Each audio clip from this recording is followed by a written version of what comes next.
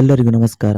ಪ್ರಿಯಾಂಕೆ Kharge versus RSS. ಇತ್ತೀಚಿನ ದಿನಗಳಲ್ಲಿ social ಮೀಡಿಯಾದಲ್ಲಿ ಪ್ರಿಯಾಂಕೆ ಖರ್ಗೆ ಆರ್ಎಸ್ಎಸ್ ವಿಚಾರದಲ್ಲಿ ಕೆಲವೊಂದು ಪ್ರಶ್ನೆಗಳನ್ನು ಇಟ್ಟಿದ್ದರು. ಇದಕ್ಕಿಂತ ಮುಂಚೆ ಇವರು ಆರ್ಎಸ್ಎಸ್ ಬಗ್ಗೆ ಕೆಲವೊಂದು ಹೇಳಿಕೆಗಳನ್ನು ಕೂಡ ಕೊಟ್ಟಿದ್ದಾರೆ. ಪ್ರಿಯಾಂಕೆ ಖರ್ಗೆ ಇದೇ ವಿಚಾರವಾಗಿ ಆರ್ಎಸ್ಎಸ್ ಮುಖ್ಯಸ್ಥ ಮೋಹನ್ ಭಾಗವತ್ ಅವರಿಗೆ ಪತ್ರ ಬರೆದಿದ್ದು ಹಲವು ವಿಚಾರಗಳ ಬಗ್ಗೆ ಮಾಹಿತಿ ಕೊಡುವಂತೆ ಆಗ್ರಹಿಸಿದ್ದಾರೆ.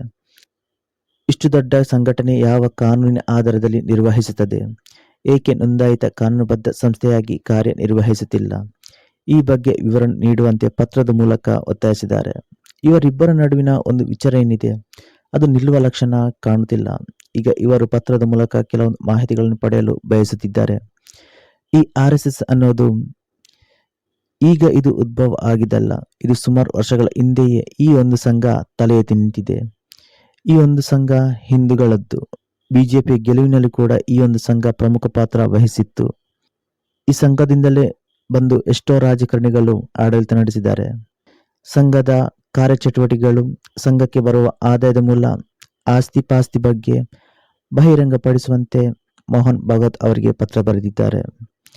ರಾಷ್ಟ್ರೀಯತೆ, ಶಿಸ್ತು ಮತ್ತು ಕರ್ತವ್ಯದ ಕುರಿತು ನಿರಂತರವಾಗಿ ಮಾತನಾಡುವ ಸಂಘಟನೆಯೊಂದು ಪಾರದರ್ಶಕತೆ, ಕಾನೂನಿನ ಅನುಸರಣೆ ಮತ್ತು ಭಾರತದ ಸಂವಿಧಾನದ ಬಗ್ಗಿನ ಗೌರವವನ್ನು ಅಷ್ಟೇ ದೃಢವಾಗಿ ಪ್ರದರ್ಶಿಸಬೇಕು.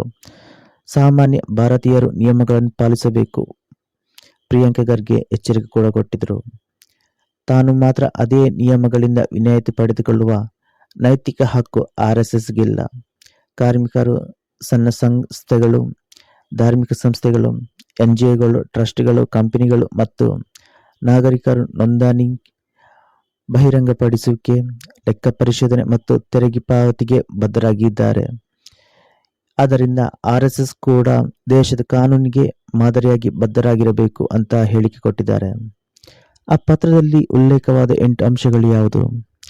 ಆರ್ಎಸ್ಎಸ್ ಕಾನೂನಾತ್ಮಕ ಸ್ಥಾನಮಾನ ಮತ್ತು ಸಂಘಟನೆಯ ರಚನೆಯ ವಿವರ, ಪದಾಧಿಕಾರಿಗಳು ಮತ್ತು ಅಧಿಕೃತ ಪ್ರತಿನಿಧಿಗಳ ವಿವರಗಳು, ದೇಣಿಗೆ, ಕೊಡುಗೆ ಮತ್ತು ಆದಾಯದ ಮೂಲಗಳು, ವೆಚ್ಚ ಮತ್ತು ಆಸ್ತಿ ಪಾಸ್ತಿಗಳ ವಿವರಗಳು, ಕಾನೂನಿನ ಪ್ರಕಾರ ಅನ್ವಯವಾಗುವ ತೆರಿಗೆಗಳನ್ನು ಸಕ್ರಮವಾಗಿ ಪಾವತಿಸಲಾಗುತ್ತಿದೆಯೇ ಎಂಬ ವಿಷಯ, ಔಪಚಾರಿಕ ನೋಂದಣಿ ಇಲ್ಲದೆ ತನ್ನ ಚಟುವಟಿಕೆಗಳನ್ನು ನಡೆಸಲು ಯಾವ ಕಾನೂನಾತ್ಮಕ ಆಧಾರಗಳನ್ನು ಅವಲಂಬಿಸಲಾಗಿದೆ ಎಂಬ ವಿಷಯ, ಯಾವುದೇ ಸಾರ್ವಜನಿಕ ಜವಾಬ್ದಾರಿ ಇಲ್ಲದೆ ಇಷ್ಟು ದೊಡ್ಡ ಪ್ರಮಾಣದಲ್ಲಿ ಕಾರ್ಯನಿರ್ವಹಿಸುವ ಹಕ್ಕನ್ನು ಯಾವ ಸಂವಿಧಾನ ಮತ್ತು ಶಾಸಕಾತ್ಮಕ ಚೌಕಟ್ಟಿನ ಅಡಿಯಲ್ಲಿ ಪಡೆದುಕೊಳ್ಳಲಾಗಿದೆ ಎಂಬ ವಿಷಯ, ಸಾರ್ವಜನಿಕರ ಸೇರ್ಪಡೆ ಸಂದರ್ಭದಲ್ಲಿ ಪಡೆಯಲಾಗಿರುವ ಅನುಮತಿಗಳನ್ನು, ಹೀಗೆ ಒಟ್ಟು 8 ಅಂಶಗಳನ್ನು ಪತ್ರದಲ್ಲಿ ಉಲ್ಲೇಖಿಸಿದ್ದಾರೆ. ಇನ್ನು ಇದರ ಬಗ್ಗೆ ಆರ್ಎಸ್ಎಸ್ ಯಾವ ಉತ್ತರ ಕೊಡ್ತಾರೆ ಎಂಬುದು ನೋಡಬೇಕಾಗಿದೆ.